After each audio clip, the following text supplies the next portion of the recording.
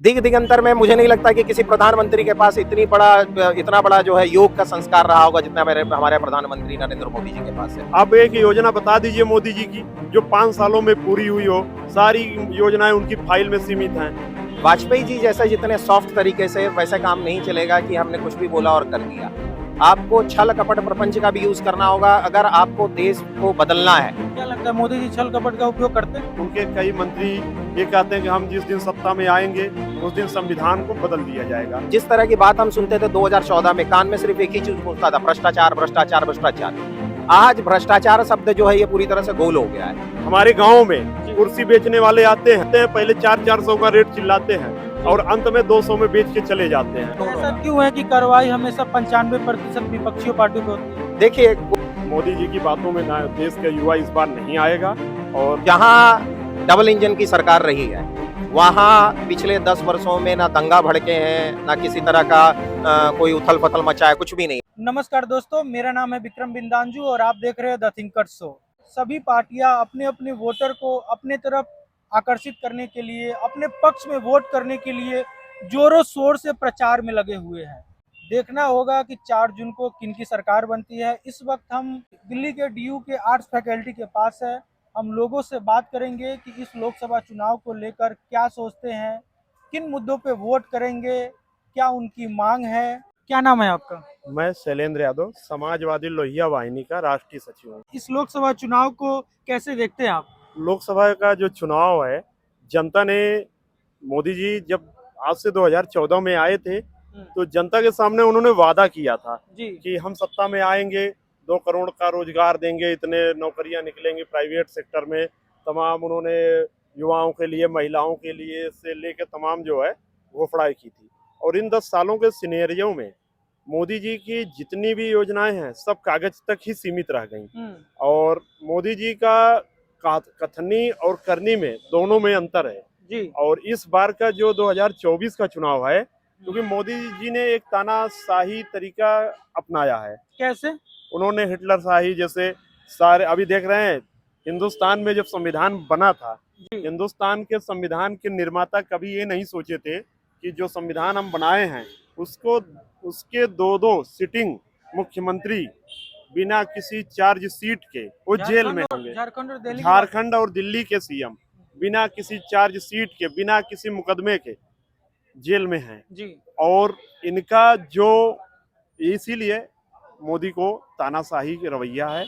और कई ऐसे पत्रकार हैं, कई ऐसे नेता हैं जिन पे अगर वो कुछ भी बोलते हैं तुरंत ED CBI का धौंस जमा के उनकी आवाज को दबा दिया जाता है जी। और लोकतंत्र 2024 का जो चुनाव है, मोदी जी कहते हैं कि हम, उनके कई मंत्री ये कहते हैं कि हम जिस दिन सत्ता में आएंगे उस दिन संविधान को बदल दिया जाएगा। 2024 का चुनाव लोकतंत्र बचाने और संविधान बचाने का चुनाव है जी। और इसीलिए हम लोग, आपको लगता है कि आपके अनुसार आप बोल रहे हैं कि 2024 का चुनाव लोकतंत्र बचाने का चुनाव है। मोदी जी ने नारा दिया है 400 पार। नारा तो पहले तो आप बताओ ना, 400 कहाँ से ला रहे हो? ये ऐसा मोदी जी बोल रहे हैं। 2019 का जो चुनाव था वो बीजेपी के लिए चरम स्थिति का चुनाव था जी। जब आप 350 नहीं पार पाए, 303, वो भी NDA गठबंधन के तहत आप 303 सीटों पे आए जी। और निश्चित तौर पर मोदी जी जुमलेबाज हैं। जिस तरीके से उन्होंने कहा था रोजगार के लोके तमाम योजनाओं को लेके, योजनाएं आज तक पूरी हुई मोदी की? कोई एक योजना आप बता दीजिए। आप तो पत्रकार हैं, आप एक योजना बता दीजिए मोदी जी की जो 5 सालों में पूरी हुई हो। सारी योजनाएं उनकी फाइल में सीमित हैं। तो मोदी जी ऐसे जुमले बोलते रहते हैं 400 पार। हमारे गांव में कुर्सी बेचने वाले आते हैं। कहाँ से हैं आप? मैं सुल्तानपुर UP से हूँ। कुर्सी बेचने वाले आते हैं, पहले 400 का रेट चिल्लाते हैं और अंत में 200 में बेच के चले जाते हैं। तो मोदी जी वैसे ही हैं, वो कुर्सी बेचने वाले की तरह हैं। हम लोकतंत्र में हैं, लोकतंत्र हमारी पाठशाला है और लोकतंत्र में हम बोलेंगे। लोकतंत्र की आजादी है, लोकतंत्र में आप किसी की आवाज को दबा नहीं सकते। आप युवा भी हैं, जिस तरीके से अभी आपने अपने बातों में बेरोजगारी का जिक्र किया, और बेरोजगारी है भारत में, इसे नकारा नहीं जा सकता है। तो इस लोकसभा चुनाव में युवाओं का क्या है मांग, और युवा क्या सोचते हैं युवा कि अगर कोई भी सरकार बने, XYZ कोई भी सरकार बने, तो युवाओं के लिए क्या बेहतरी होना चाहिए? युवाओं के लिए, क्योंकि भारत देश एक गरीबों का देश है हाँ। और यहाँ की 65% आबादी जो है 29 साल के इर्द गिर्द है। हाँ। और युवाओं की एक मांग है, मतलब रोजगार चाहिए, उनको जॉब चाहिए, क्योंकि जो एक ग्रामीण पृष्ठभूमि होती है, UP, Bihar, Jharkhand, Bengal, north India जिसमें आता है, जी। यहाँ का रोजगार ही जो रोजगार ऐसी चीज होती है जिससे लोग अपने आप को सोसाइटी में प्रथम श्रेणी के नागरिक या अपना स्तर बढ़ाने का एक माध्यम मानते हैं। इसलिए रोजगार बहुत जरूरी है। कौन देगा रोजगार? रोजगार मोदी ने तो वादा किया था, लेकिन रोजगार दिया आपको क्या लगता है? हमें लगता है कि कांग्रेस पार्टी ने, इंडिया गठबंधन ने आपका देखिए उनकी घोषणा पत्र को उन्होंने किस प्रकार से रोजगार की बात की है। तो हमें लगता है कि इंडिया गठबंधन की सरकार आएगी, निश्चित रूप से युवाओं को रोजगार मिलेगा, महिलाओं का सशक्तिकरण होगा, देश में कानून व्यवस्था होगी, लोकतंत्र का राज होगा। इसलिए इंडिया गठबंधन की सरकार बनेगी। कितना सीट आएगा इंडिया गठबंधन? हम तो कोई मोदी की तरह अनुमान? भविष्य नहीं, अनुमान तो नहीं लगा सकते, हम मोदी तो है नहीं जी। कि हम 400 का दें, 500 का दें। हाँ। तो इसलिए जो है निश्चित रूप से इंडिया गठबंधन की सरकार आएगी। लोगों ने अभी प्रथम चरण का 80 सीटों पे चुनाव हुआ है जी। और जब से 80 सीटों पे चुनाव हुआ है, नरेंद्र मोदी जी की आप भाषा देखिए, उनकी भाषा शैली देखिए, एकदम बौखलाहट आपको नजर आएगा। और वो तो बोल रहे हैं कि हम सभी सीटों में लगभग सीटें जीत रहे हैं। क्योंकि जब आप हार की तरफ जाते हैं तो आप ऐसे ही दावे करते हैं कि हम 500 जीत जाएंगे, वो तो एक दिन ये भी हो सकता है कह देंगे कि 543 भी जीत जाएंगे, जबकि 543 पे चुनाव नहीं होता। तो इसलिए जो है मोदी जी की बातों में ना देश के युवा इस बार नहीं आएगा और निश्चित रूप से हम लोग एक ऐसी सरकार लाएंगे जो देश में बेरोजगारी, महंगाई, बेरोजगारी को कम करेगी और लोगों के लोकतंत्र और संविधान में जो आस्था है, जो अधिकार है, उसको सजो के रखेंगे। चलिए, आपका बहुत बहुत धन्यवाद। ठीक, धन्यवाद। क्या नाम है आपका? हिमांशु। हिमांशु जी, क्या करते हैं आप? मैं यहाँ दिल्ली विश्वविद्यालय में प्राध्यापक हूँ। आप टीचर हैं जी। लोकसभा चुनाव को कैसे देखते हैं? ये लोकसभा चुनाव एक्चुअली जो पुराने बहुत बड़े बदलाव है, उस बदलाव की गति को आगे तेज करने वाला है। कैसे? जैसे एक 2004 में आप देखते हैं, 2004 में जैसे मैं आपको बहुत छोटी सी चीज बताता हूँ कि जैसे लोगों के खाने पीने की जो चीजें, जो सबसे बेसिक चीजें हैं जी। 2004 में जैसे आप चीनी की कीमत देखते हैं जो सिर्फ 13 रुपए किलो थी जी। अरहर की दाल 26 रुपए किलो, मसूर की दाल 20 रुपए किलो जी।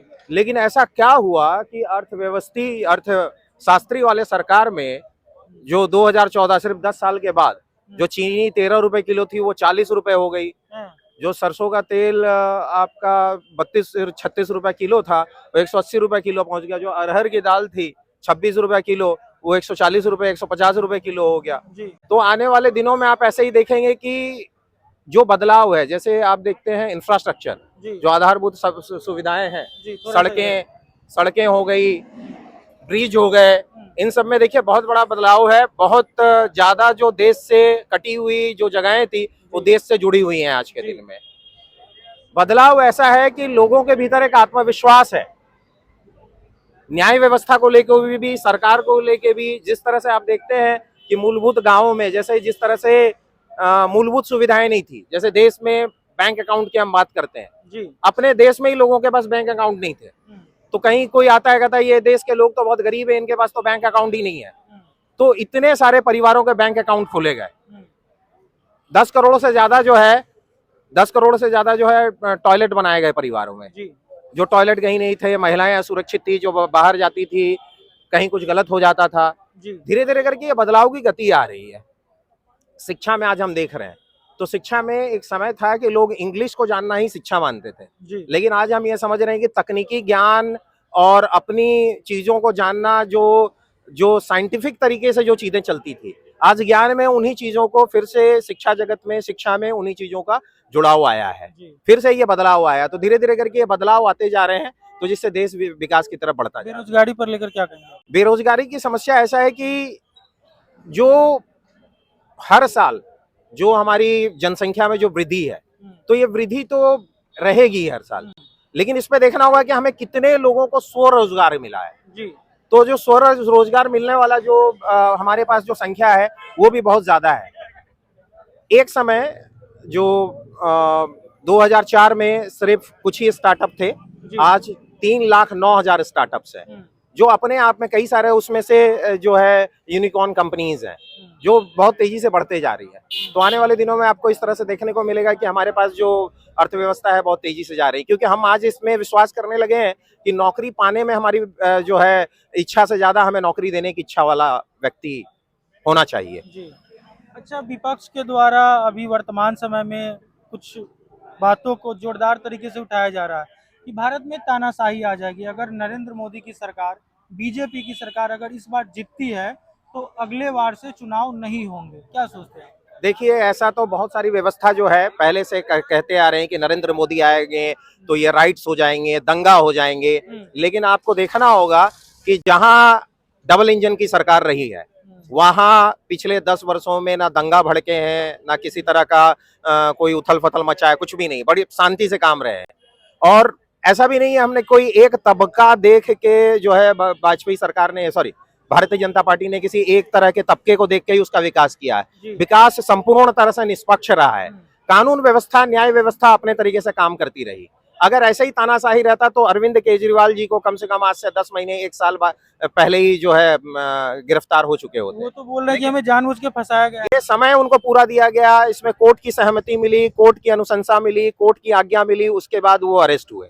और जो भी भ्रष्टाचार में लिप्त व्यक्ति हैं उनके खिलाफ किसी ना किसी तरह से कानून ऐसा होगा। क्यों है कि कार्रवाई हमेशा 95% विपक्षी पार्टियों पे होती है? देखिए, कोई भी, मैं ये नहीं कह सकता कि कौन उसमें भ्रष्टाचारी है और नहीं है, पर ऐसा भी हम नहीं कह सकते कि किसी पक्ष में कोई सरकार है तो उसमें बिल्कुल सारे लोग जो है कोई भी भ्रष्टाचारी नहीं है जी। उसका भी समय आएगा, समय की प्रतीक्षा करनी होगी हमें अपने प्रधानमंत्री जी के ऊपर पूर्ण विश्वास करना पड़ेगा कि वो योगी नहीं महायोगी हैं। आने वाले दिनों में वो किसी को छोड़ने वाले लोगों में से नहीं है, तो हमें प्रधानमंत्री जी के ऊपर पूर्ण विश्वास रखना पड़ेगा। दिगंतर में मुझे नहीं लगता कि किसी प्रधानमंत्री के पास इतना बड़ा जो है योग का संस्कार रहा होगा जितना हमारे प्रधानमंत्री नरेंद्र मोदी जी के पास है। तो ये बड़ा हमारे लिए भाग्यपूर्ण, ये हमारा सौभाग्य है कि हम ऐसे प्रधानमंत्री मिले हैं। आप टीचर है तो रोज आपको अनेकों बच्चों से मिलने का सौभाग्य प्राप्त होता होगा, हजारों बच्चों से मिलते होंगे आप पढ़ाने के क्रम में। तो आजकल के जो युवा है उनके भीतर आप क्या देखते हैं कि कोई भी सरकार बने, एक्स बने वाई बने, तो क्या बेहतरी होना चाहिए युवाओं के लिए कि ये काम उनके लिए होना ही चाहिए? जैसे आज के जो युवा हैं,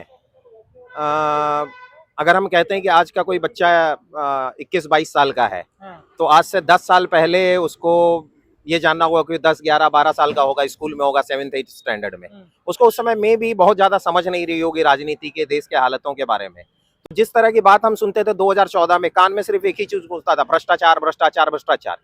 आज भ्रष्टाचार शब्द जो है ये पूरी तरह से गोल हो गया है। अगर कोई भ्रष्टाचारी है तो एक मिनट, आपने भ्रष्टाचार का जिक्र किया, मैं आपको महाराष्ट्र लेकर चलता हूँ। नरेंद्र मोदी ने खुद बोला था अशोक के खिलाफ कि जब हमारी सरकार आएगी तो इन्हें जेल में बंद करेंगे। अब उनके साथ वो मिल गए हैं, तो भ्रष्टाचार कैसे खत्म हुआ? वो भी तो हाथ मिला रहे हैं। भ्रष्टाचार कुछ ऐसे खत्म होगा कि अगर आपको देश को बदलना है तो सत्ता में रहना होगा। वाजपेयी जी जैसे जितने सॉफ्ट तरीके से, वैसे काम नहीं चलेगा कि हमने कुछ भी बोला और कर दिया। आपको छल कपट प्रपंच का भी यूज करना होगा अगर आपको देश को बदलना है। क्या लगता है मोदी जी छल कपट का उपयोग करते हैं?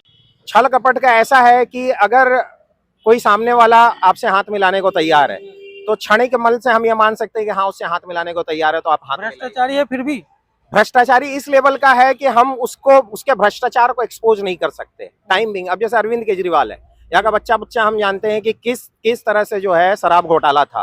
एक जो लाइसेंस दिए गए उसकी लिमिट थी कि इतने लिमिट से कम का जो है आपको शॉप खोलने की परमिशन नहीं होगी, तो दिया गया 500 गज से ज्यादा।